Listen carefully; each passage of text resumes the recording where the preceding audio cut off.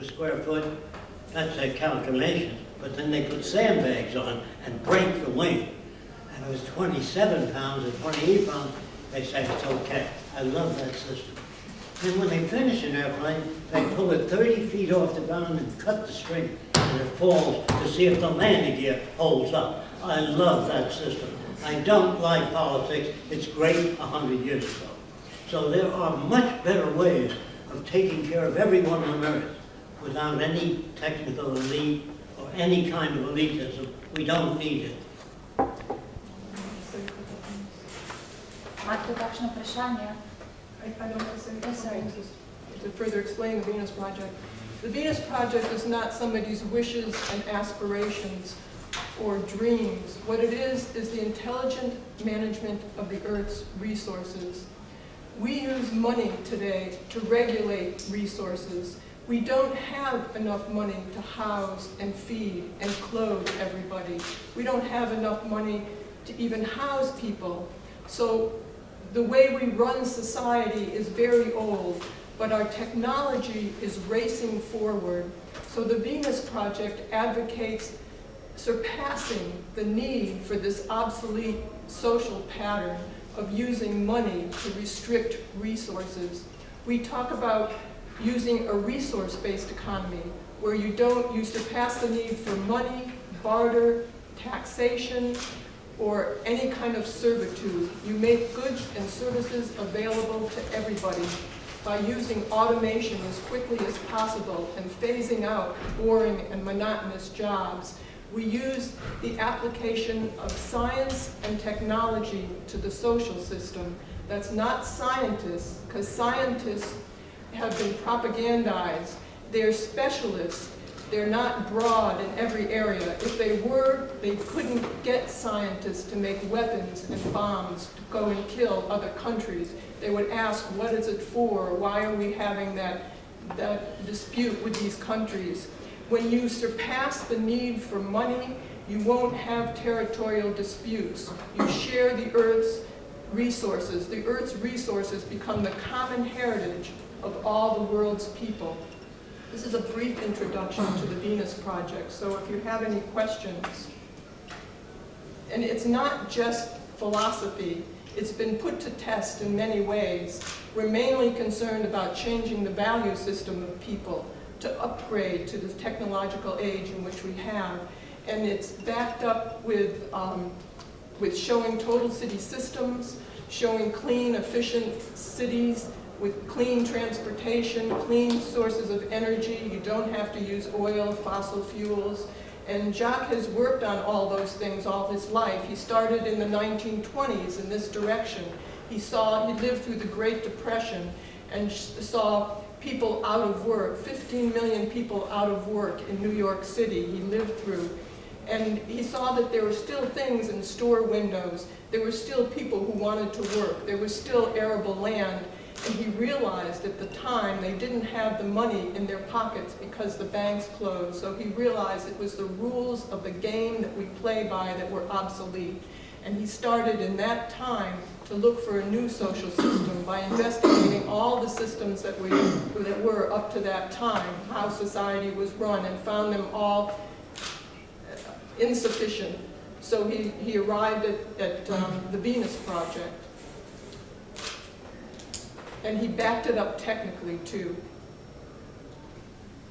I have lots of questions. Good. Start. Can I Yes. record?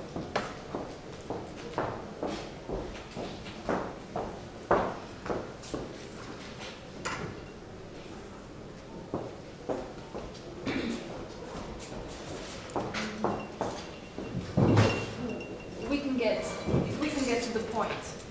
Let's say that we already live in a Venus city, that there is a Venus project, at least part of the world, or one city as an experiment.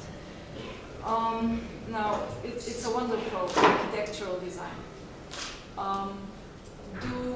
For example, I wake up in this city. Do I own property? Do I have an apartment? So there is property rights. He's asking if you, in the city, in the Venus Project, Does she own property or property rights? Yeah. No one owns anything in the Venus Project. You don't even own your wife. There's no servitude. There are no waitresses. There are no people that work in coal mines. There is no ownership, but there's hundreds of sailboats for your use. You check them out. You don't have to fill out any forms or get along with Fresco. But The how boats do are I there for your maintain use. these things? For example, if I don't own property, then it's not really in my interest to maintain those things, since they are not mine. Why would you want to own anything? You have to maintain them, you have to house them, you have to protect them, you have to get insurance. We make goods and services available. The goods are made so they don't break down and wear out. Today it's advantageous to have things break down and wear out so they can resell them. Today all you are in this system is a consumer. They want things to break down. It's a tremendous amount of waste in this system. So we keep them at their optimal shape. We make them so that they can be changed within a few years. You make it within the household, so you insert something and you can take it out and it's interchangeable and updated. For example, if you really don't want to own anything, what you really want is the use of things when you want it. You don't have to wait, get in the boat, use it, get in the car, use it. You want things there for your use without anybody saying there's 15 people before you, so you have to wait. The good deal about ownership is you have access immediately. Well, if you got your own car. But cars really belong to most banks. Houses belong to banks. Very few people own anything. And the banks manipulate things.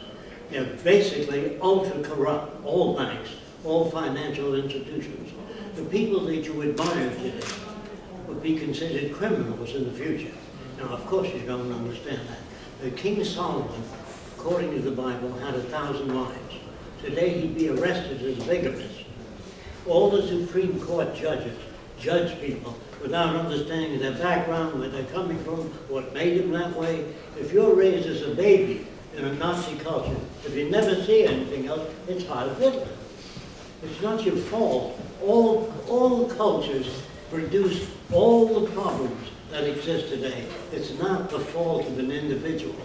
If you were raised, say, by the headhunters of the Amazon, say Gaddafi, if you were raised by the headhunters of the Amazon, you would be a headhunter. And if I said to you, doesn't it bother you to have 5 shrunken heads? He says, yes, my brother has 20. It bothers me. So is he abnormal? No. He's normal to that culture. It was true in ancient Rome, they used to feed Christians to lions. Everybody would come to see Christians being fed to lions. They would take their clothes off, starve the lions so they get a better show.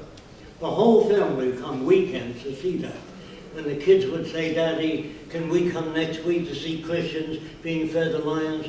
And they would say, if you behave yourself. Is the daddy crazy? Are the kids? No. That's normal to their culture. Our culture has prize fights. My people bat the heads of other people because we're brought up in an unsane world. The things we crave to see are induced upon us by our propaganda, motion pictures, television, radio. So very few people can grow up as individuals. If they were individuals, you couldn't control them. There'd be 5,000 political parties. If there's only 2 or 3, it means you're under control. So in our society, we don't want anybody to follow me. We want you to think for yourself, come up with new ideas, submit them to the culture. So there's no final frontiers. People say, well, Fresco, you're a utopian. You want to build a perfect world. I do not condone the concept of utopia, because any city I design would be a straitjacket to the kids of the future. They'll design their own cities. That's why if you make a statue of me and put it in the city, it holds things back. We want you to move on. In other words, when people come over and say, hey, you're obsolete, it means you're making good progress. So there are no heroes, no great men, no technical elites, no kind of elitism. And people do not make decisions. They arrive at them. I want to tell you what that means. Department of Agriculture will take samples of the soil